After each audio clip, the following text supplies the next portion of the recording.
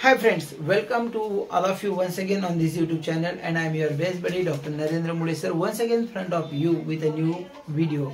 And the topic of this video is how to speak fluently in English. मित्रांनो, बरेचसे असे विद्यार्थी आहेत ज्यांना इंग्रजी बोलण्यामध्ये अडचण येते. मग त्यांनी कसं शिकावं, किंवा बरेचसे असेही विद्यार्थी मला भेटतात की सर आम्हाला इंग्रजी समजतं, लिहिता पण येते, वाचता पण येते, मात्र बोलता येत नाही. परिस्थिती एवढी गंभीर आहे मित्रांनो की काही लोकांच्या डिग्र्या किंवा प्रोफेशन डिग्रीला असून सुद्धा त्यांना चांगल्या पद्धतीने बोलण्यामध्ये एक नॉमिनल अडचणी येतात. ह्या अडचणी सर्वांनाच येतात असं नाही. जर गावाकडचे विद्यार्थी बघितले म्हणजे तर त्यांच्याकडे इंग्रजीचं व्यवस्थित वातावरण नसल्या कारणामुळे चांगल्या पद्धतीने बोलता यावं किंवा त्या लँग्वेजवरती होल्ड असावा, याच्यामध्ये अडचणी आहेत. मग या सर्वांवरती उपाय आहे तरी काय? बरेचसे तुम्ही व्हिडिओ पाहिले असणार आणि त्याच्यामध्ये हेही शिकले असणार की तुम्ही हे करा म्हणजे तुम्हाला इंग्रजी येईल, तुम्ही ग्रामर करा, कोणी म्हणते व्होकॅब्युलरी करा, कोणी म्हणते सेंटेन्स स्ट्रक्चर बघा. पण मित्रांनो, मी जे काही तुम्हाला देईल ते परफेक्ट देईल. मला फक्त तुमचे 30 दिवस पाहिजे आणि प्रत्येक दिवसामधले फक्त 20 मिनिट पाहिजे. अर्थात मी तुम्हाला दररोज 2 व्हिडिओ आपल्या YouTube चॅनलवरती अपलोड करून देतो आणि ते तुम्ही जर व्यवस्थित पद्धतीने अभ्यास केला तर मला नाही वाटत की तुम्हाला ही लँग्वेज शिकण्यामध्ये कोणत्याही प्रकारची अडचण येईल. तर चला मित्रांनो, आज आपला पहिला दिवस आहे आणि आजपासूनच आपण आपल्या व्हिडिओला सुरुवात करूया. तर मित्रांनो, प्लीज थोडंसंही इथं विलंब न करता मी व्हिडिओ चालू करतो आहे. पण त्याआधी तुम्हा सर्वांना एक रिक्वेस्ट आहे, जर का आपण चॅनलवरती नवीन असाल तर प्लीज चॅनलला सबस्क्राईब करा आणि हा व्हिडिओ तुमच्या सर्व नातेवाईकांना, मित्रांना, विद्यार्थी मित्रांना सर्वांना शेअर. तुमच्या सर्वांसाठी आज पहिला दिवस म्हणून आपण सर्व बेसिक पासून सुरू करू. बघा, तुम्हाला जर शिकायचं असेल तर तुम्हाला 2 गोष्टी लक्षात ठेवायला पाहिजे. पहिली गोष्ट अशी असते की सेंटेन्स स्ट्रक्चर काय आहे. इंग्रजीमध्ये जर काही एखादी वाक्य तुम्हाला बोलायचं असेल तर त्याचं स्ट्रक्चर काय आहे. स्ट्रक्चर फार सोपं असते मित्रांनो. S plus V plus object, अर्थात subject plus verb plus object. Subject म्हणजे काय तर कर्ता आहे. बघा दिसते ना, सब्जेक्ट म्हणजे कर्ता ज्याच्याकडून ही क्रिया घडते. वर्ब म्हणजे क्रियापद आणि ऑब्जेक्ट म्हणजे कर्म. हे आपण नंतर बघू. मात्र सर्वात महत्वाच्या गोष्टी अशा आहे सब्जेक्ट. मग इंग्रजीमध्ये किती सब्जेक्ट आहेत तर जर का ढोबळ मनाने बघितलं तर आपण इंग्रजीमध्ये 8 सब्जेक्ट बघतो. मग ते कोणकोणते सब्जेक्ट आहे मित्रांनो हे समजून घ्यायला पाहिजे. आय म्हणजे मी, वी म्हणजे आम्ही, यू म्हणजे तू किंवा तुम्ही, ही म्हणजे तो, शी म्हणजे ती, इट म्हणजे ते, दे म्हणजे ते आणि कोणाचंही एक नाव. कधीही तुम्हाला जर स्ट्रक्चर समजलं आणि त्या स्ट्रक्चरनुसार तुम्ही वाक्य बनवायला गेले तर तुम्हाला ह्या सब्जेक्टची गरज पडेल आणि यांच्या व्यतिरिक्त तुम्हाला म्हणजे यांच्याशिवाय तुम्ही वाक्यच बनवू शकत नाही. For example, I am a professor, me professor आहे. आय एम अ स्टुडंट, मी विद्यार्थी आहे. बघा, सुरुवात आय पासून झाली. वी वरून या. वी म्हणजे आम्ही. मग we are friends, we are Indians, we are the students of such and such college. अशा पद्धतीने तुम्ही वाक्य बनवू शकतात. पुढे आणखी जाऊया. यू म्हणजे तू किंवा तुम्ही. यू आर माय फ्रेंड्स, तू माझा मित्र आहे. You are my elder brother, तुम्ही माझे मोठे बांधव आहेत. यू आर माय ऑडियन्स, तुम्ही माझी ऑडियन्स आहात. अशा पद्धतीने मित्रांनो, आता तुम्हाला थोडासा फरक पडत असेल की इथं आर, इज हे 2 शब्द वापरले मी आणि एम पण वापरला. इकडे बघा, he is, she is, it is, तसंच he was, she was, it was असं पण म्हणेल मी. पण याच्यामध्ये जास्त न गुंतता आपण थोड्याशा गोष्टी आणखी समजून घ्यायला पाहिजे. हे तर झाले तुमचे सब्जेक्ट जे तुम्हाला आलेच पाहिजे. पण मग आम्हाला सर वाक्य तयार करायचं आहे तर काय घ्यावं, तेव्हा तुम्हाला ह्या गोष्टीची गरज पडेल. ते म्हणजे टू बीची रूपं. टू बीची रूपं ही तुमची चांगल्या पद्धतीने पाठ पाहिजे म्हणण्यापेक्षा ती चांगले लक्षात घेऊन घ्या आणि त्यांच्या व्यतिरिक्त तुम्हाला कोणतेही वाक्य बनवता येणार नाही. लक्षात घ्या. आता पहा, एम म्हणजे आहे. मित्रांनो, हे लवकर कोणीही तुम्हाला सांगणार नाही. प्रत्येक ठिकाणी तुमचा टाइमपास केला जाईल. तुम्ही ट्युशन क्लासेस लावा का स्कूल कॉलेजेसमध्ये जा, पटकन तुम्हाला ह्या गोष्टी काही शिकवल्या जात नाही. पण आपण ह्या गोष्टींवरती बेस देण्याचा प्रयत्न करू. चला, एम म्हणजे आहे, इज म्हणजे आहे, आर म्हणजे वॉज म्हणजे होता, होती. बघा, 2च गोष्टींवर लक्ष द्या. वॉज म्हणजे होता, होती. वर म्हणजे होते. शाल म्हणजे असू, असणार, असतील आणि विल म्हणजे सुद्धा तसंच येतं, असू, असणार, असतील. मित्रांनो, याचा फायदा काय तर वाक्य बनवताना तुम्ही अशा पद्धतीने बनवू शकता, जसं की ही इज माय फ्रेंड, तो माझा मित्र आहे. शी वॉज माय फ्रेंड, ती माझी मैत्रीण होती. शी वॉज देअर, ती तिथं होती. हे जास्त कन्फ्युजन करू नका, मात्र हे समजून घ्या की आज आपण ह्या दोन गोष्टी शिकलो. मग आता पुढचं काय, याच्यावरून फायदा काय, आता आपण त्याला आणखी चांगल्या पद्धतीने वेव करण्याचा प्रयत्न करू. दोन गोष्टी लक्षात आल्या, सब्जेक्ट काय काय असतात, कोणकोणते आहे, कसे सुरुवात होते ते, आणि टू बी ची रूप कोणकोणती आहे, ही सर्वात महत्वाची आहे. आता याच्यामध्ये थोडंसं एक्सप्लेनेशन करून देतो मी.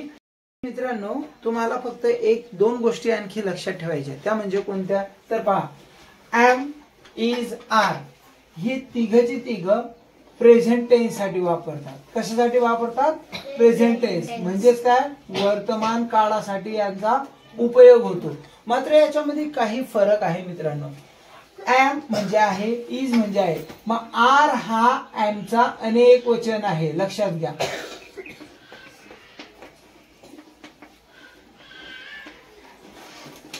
आर हे इजचं अनेक वचन आहे, हे पुन्हा लक्षात घ्या. एम, इज, आर हे सर्वचे सर्व वर्तमान काळासाठी वापरतात.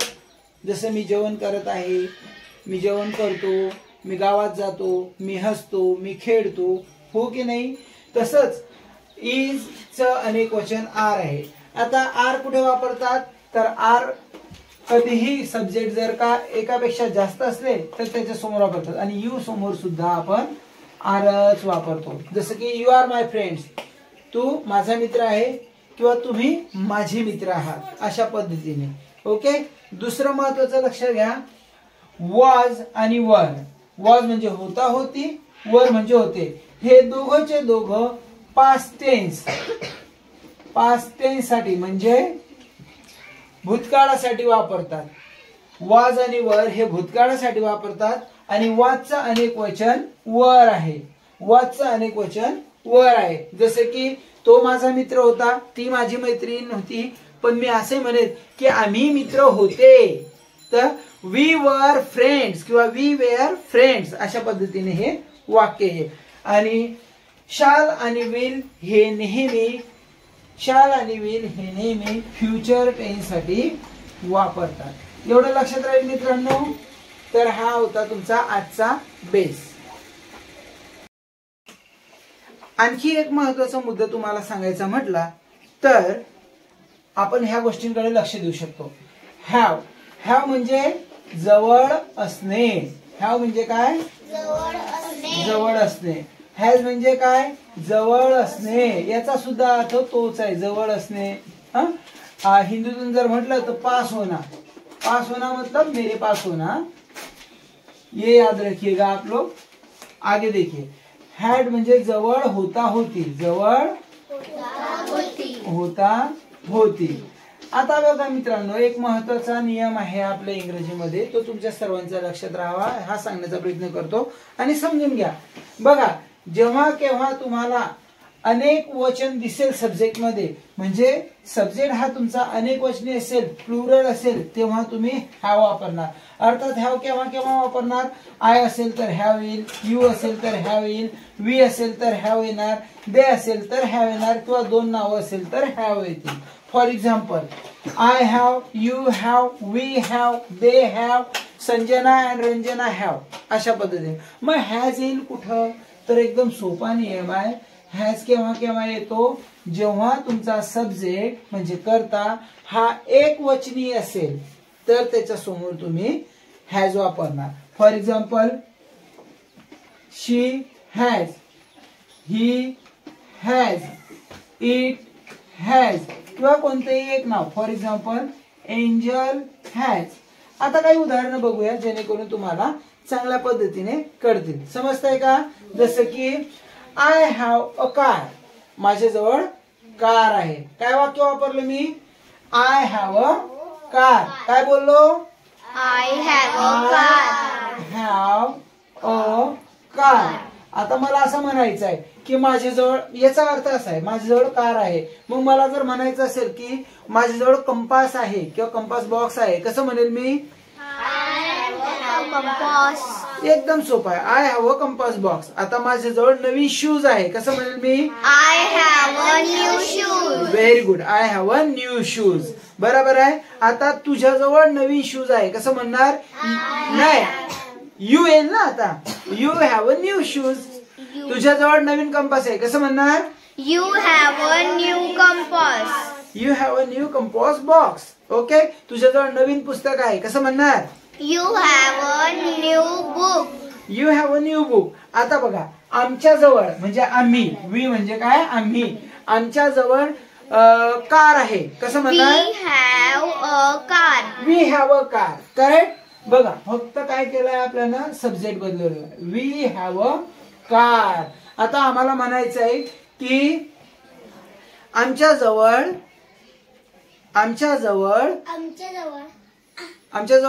नवीन पुस्तक आहेत. कसं म्हणणार? We have a new books. आलं लक्षात? आता पण याच्याजवळ जर का मला म्हणायचं असेल की तिच्याजवळ कार आहे, तर कसं म्हणणार? She has a car. Correct. आता शी नंतर काय येईल? Has. She has a car. तिच्याजवळ नवीन खेळणं आहे. टॉय. टॉय खेळणं म्हणजे टॉय. मग कसं म्हणणार? She has a new toy. She has a new toy. Very good. मला वाटतं आतापर्यंतच्या कन्सेप्ट तुम्हाला चांगल्या पद्धतीने समजलेले आहे. तर हा होता तुमचा आजचा व्हिडिओ मित्रांनो. तुम्हाला आवडला असेल तर प्लीज चॅनलला लाईक, शेअर, सबस्क्राईब तिघं ठोका आणि आम्हाला तुमचा भरभरून सपोर्ट करा. थँक्यू.